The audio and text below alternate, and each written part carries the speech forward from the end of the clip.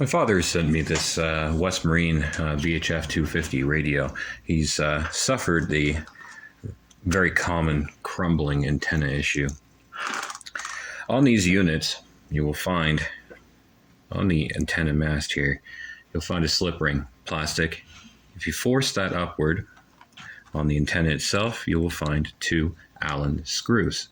Once those screws are loosened off or backed off or removed all the way, doesn't matter, unscrew that all the way, and you will find behind there what appears to be a standard SMA connection, albeit slightly too long.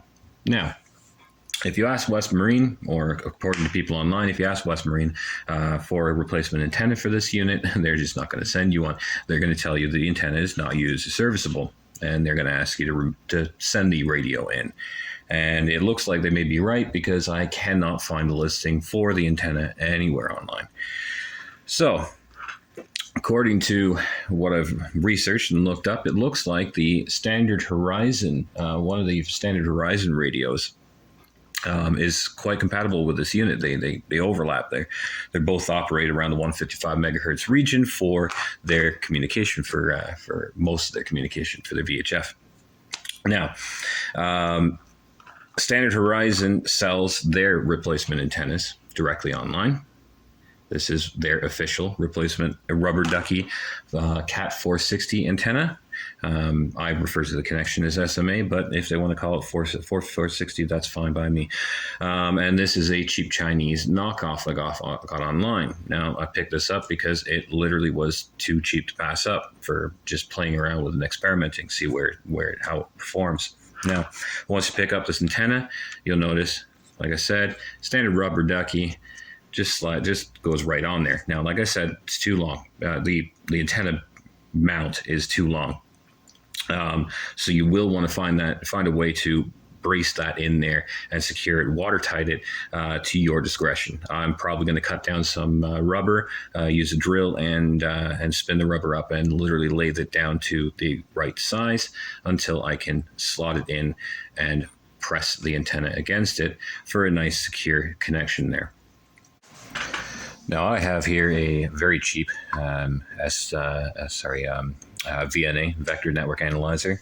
I've got it set up to measure SWR on a scale from 1 to 3, 3 on the SWR meter, and the center is set to 155 megahertz, which is there, and slightly above is exactly where our target transmission range is. So I'm going to go ahead and install the Standard Horizon antenna, and you will notice there we are pretty much where we want to be.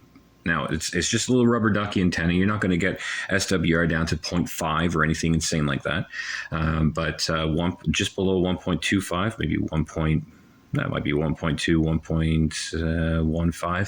1.15. That's where we want to be, and in the range we want to be. So that's quite a usable antenna.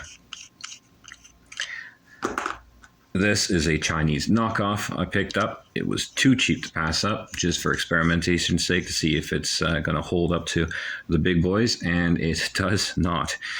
Our SWR now comes down to just below 1.75, but at 150 megahertz. If you go up to where we want to be, we're looking at an SWR of about 2.25, 2.5.